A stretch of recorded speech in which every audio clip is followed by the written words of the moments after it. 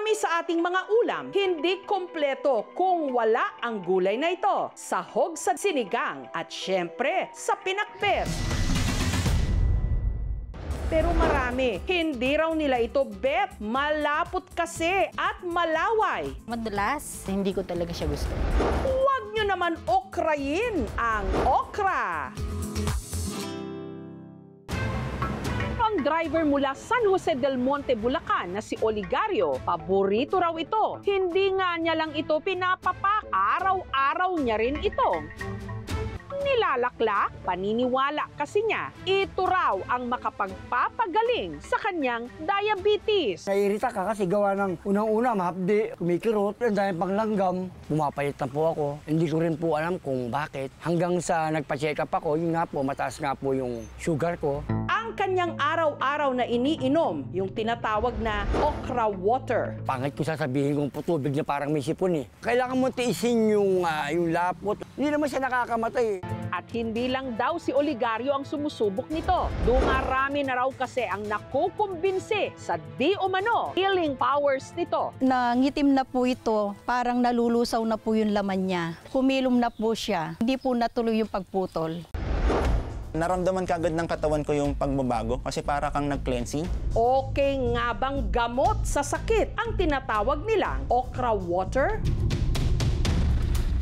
Ang okra water na siyang araw-araw ngayong iniinom ni Oligario, tubig lang daw na pinagbabara ng hiniwang okra. Ang mga okrang gamit ni Oligario, pinipitas niya sa community garden ng kanilang barangay. Ayan po, makapipitas lang po. Press na press po. Tatanggalin natin ang buntot at saka yung ulo kasi yan yung nabubulok eh. Tapos i-slice natin ng mga dalawa para lumabas yung katas niya. Lagyan natin ng tubig. Overnight siguro babad natin bago natin inumin para mas lumabas yung mismong lapot ang galing sa okra. Kaya mo kasi, iniinom ko po siya. Parang tubig lang na may lapot-lapot ng konti. Taong 2022 nang si Oligario bigla raw nangayayat at nalaman niyang meron pala siyang type 2 diabetes. Hindi po talaga namin lahi ang diabetes. Nakuha ko po sa lifestyle. Kakainom ng soft drinks, malakas din po ako sa kanin. Dahil sa taas daw ng kanyang blood sugar level, umabot sa puntong nahirapan na siyang tumayo. Nagkaroon din siya ng mga sugat-sugat sa paa na matagal naghilom. Dati po ako nag-insulin, parang lalo akong pumapayat. Advice po sa akin ng mga kaibigan ko, magbabad daw po kami ng okra sa tubig. Ginawa po namin. After a week, saka mo mararamdaman na parang, may pagbabago. Hindi na ako masyadong hinihingal. Hindi na ako antukin. At makalipas lang ang ilang buwang tuloy-tuloy na pag-inom ng okra water, ang blood sugar daw ni Oligario bumaba. Umabot po ng 572. Napababawa ko ng 240, 250. Dahil po sa okra, medyo talagang gumanda po ang pakiramdam ko. Sa 7 ektaryang farm namang ito sa Tarlac City, 13 tons ng export quality na okra ang kanilang naha-harvest kada araw. We ship it daily, every day, papuntang Japan. Also Korea. Ang head sorter sa farm at stroke survivor na si Marieta, kahit halos araw-araw na raw niyang kaharap ang mga okra, hindi pa rin daw siya nagsasawa rito. Okra water din daw kasi ang iniinom niya para sa kanyang type 2 diabetes din. Na-diagnose po ako nung 36 years old pa lang po ako. Hindi ko po gaanong pinapansin yun, pinabayaan ko po yun. Hanggang sa aksidente raw na natusok ng barbecue stick ang kanyang daliri. Nangitim na po ito, parang nalulusaw na po yung laman niya. Sabi po ng doktor sa akin, pag namatay yung kuko mo, puputulin natin yung daliri mo. Doon po ako natakot. Doon na raw sineryoso ni Marieta ang paggamot sa kanyang diabetes. At dahil kaharap na nga niya araw-araw ang mga okra, naisip niyang subukan ang pag-inom ng okra water. Pagkagising sa umaga, iinumin ko po yun. Nung una po, talagang hindi po kaya ng sikmura ko. Pero nasanay rin po ako. Makalipas lang daw ang isang buwang pag-inom nito, bumuti raw ang kanyang lagay. Nung magpa-check up po ako, bumaba na po yung blood sugar ko. Nag-120 po hanggang bumalik na po sa normal sa katagalan. Pati ang parang nabubulok na raw niyang sugat sa daliri, unti-unti ring naghilom. Hindi po natuloy yung pagputol. Kaya laking pasalamat ko po sa Diyos. Ang pag-inom ng okra water, hindi lang daw gamot sa sakit. Di umano, mabisa ring pampapayat, Kung noon, 120 kilos daw ang timbang ni Jo Marie, ngayon halos kalahati ang kanyang ipinayat. 70 kilos na lang daw siya. Karamihan sa atin talaga, hindi natin siya gusto dahil nga dun sa panlasa. Pero kung susuriin mo yung health benefits niya, it's more than that. Taong 2018, na-diagnose ng depression ang estudyanteng si Jo Marie. Tayo sa playing basketball, naputol yung 3 ligament and nagkaroon po ng operation for that.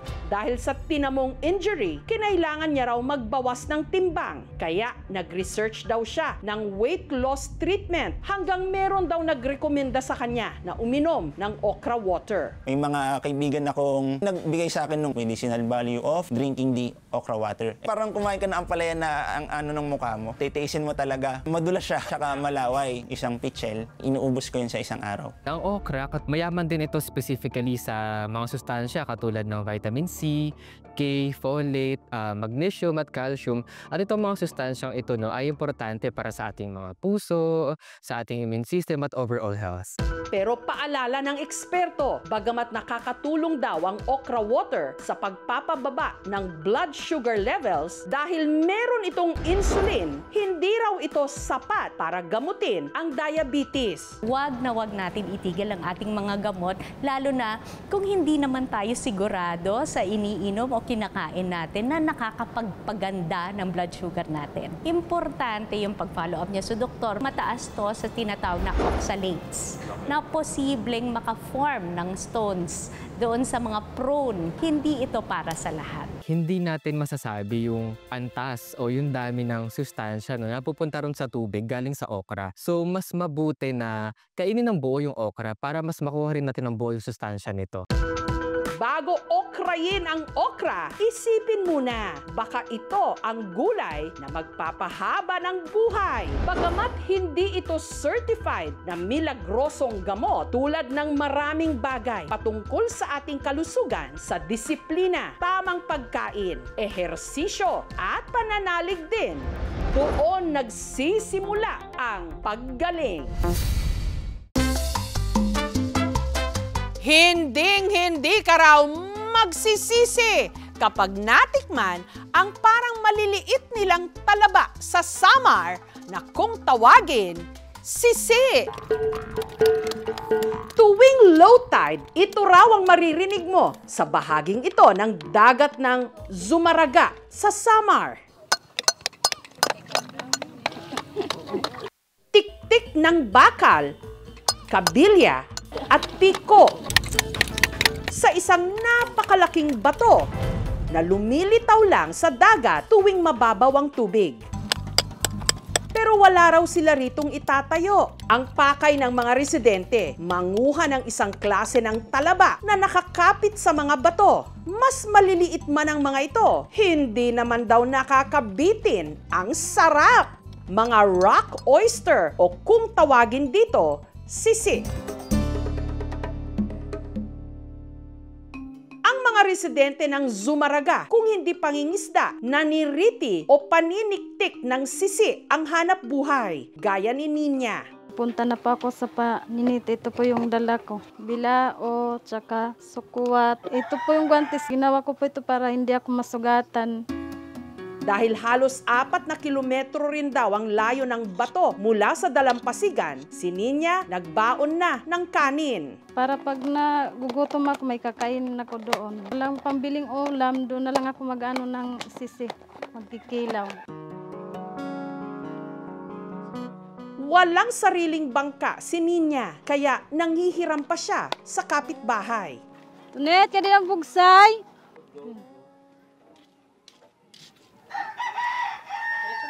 Narina nga din na.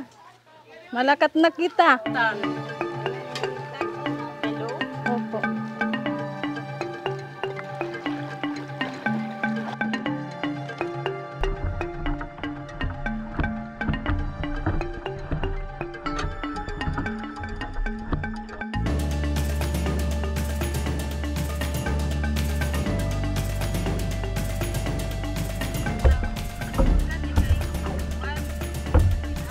Makalipas ang halos 20 minutong pagpalaot, narating nila ng kanyang mga kasama ang lulubog lilitaw na isla na kung kanilang tawagin, Gamay Guti.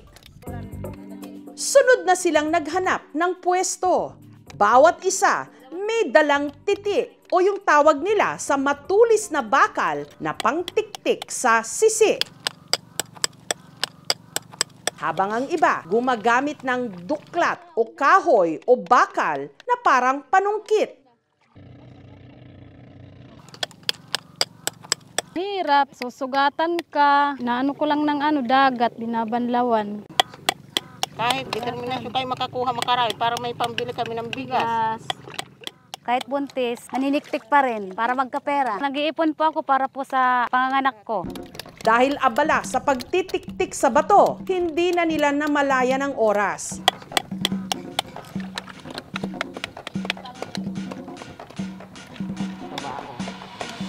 Hanggang abutan na sila ng gutom, kaya kumain na muna sila.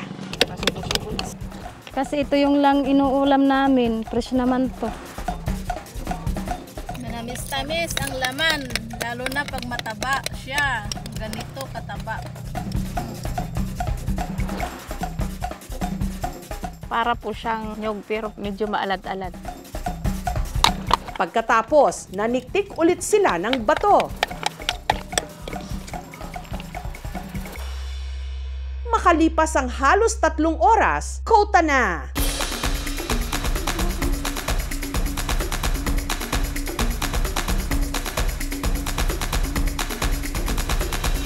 Ang mga sisi na nakolekta ni Ninya, ginawa niyang ginamos na sisi.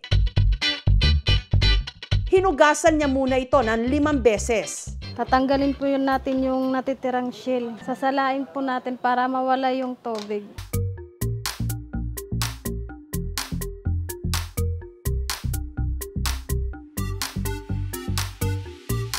Inilagay sa palanggana at saka niya binudbura ng asin.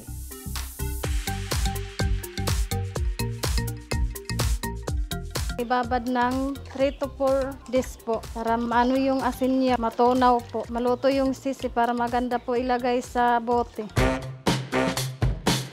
Ang gamit ng mga bote ni Ninya, recycled. Ang kanyang pantakip, plastic na tinalian ng goma. Ang bote-boteng burong sisi na gawa niya na ibibenta niya 80 pesos sa suki niyang si Gavina na inire-resell naman sa halagang 100 to 120 pesos. Ibinibinta sa National Trade Fair ng Bandi. Hindi talaga ako magsisisi sa sisi. Naturally, kung hayaan mo lang siya, 8 months to 1 year. Pero kung from the natural sources, siya year-round. Kapag high tide naman daw, pahirapan ang pag-harvest ng sisi. Kaya ang LGU o Local Government Unit ng Yabog nakaisip ng paraan para may makuha pa rin ang mga maniniktik. Maglalagay kami ng mga artificial concrete siya kung saan kakapit yung mga sisi. Kahit high tide, pwede lang kunin yun at mag-harvest. Ang ginamos na sisi, maaari rin daw mabili sa mga nakahilerang kubong ito sa gilid ng tulay ng Yabong. Sarap! Madalas hanapin is yung sisipong ginamos. Araw-araw may supply. Ang ginamos na sisi, suka at kalamansi lang ang katapat. Talo-talo na. Medyo maalat at saka maasim. Masarap po siya sa saging. Malambot, natutunaw sa lalamunan. May iilang sisi rin na nakukuha sa mababatong bahagi ng dalampasigan, katulad ng mga nakukolekta ni Gudelia. Wala kaming ulam, dito po kami nanguha ng pang-ulam na sisi.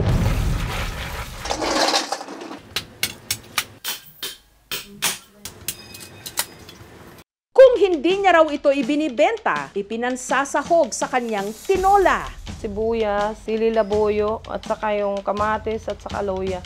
Nung kumulo, inihalo na niya ang sisi. Pwede na pong hanguin, luto na po.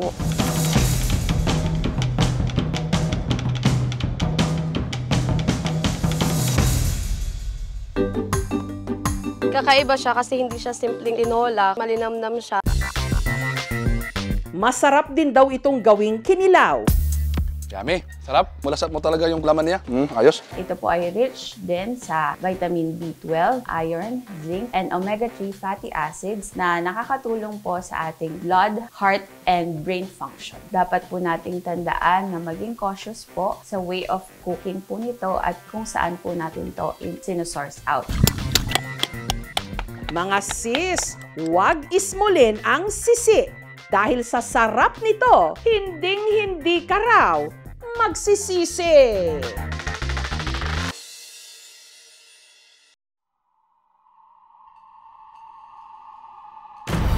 Epe, pang ilan na ba yan? Patay ang kinakain. Buhay naman tayong lahat. Ito pang kinakabahan.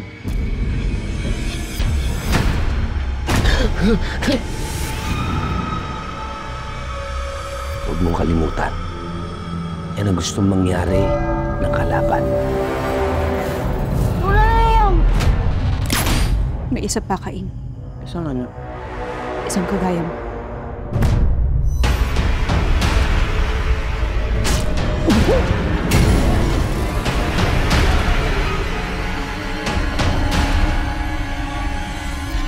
Kapag nagpapakita daw si Pochong, may mamamatay. In the name of our Lord Jesus Christ. Stay away from the people of God! May nakita talaga ang verbal ang hipid. Mata ng pusa tapos takpak ng paniki. Puti tapos mahaba yung pupong. Let us pray.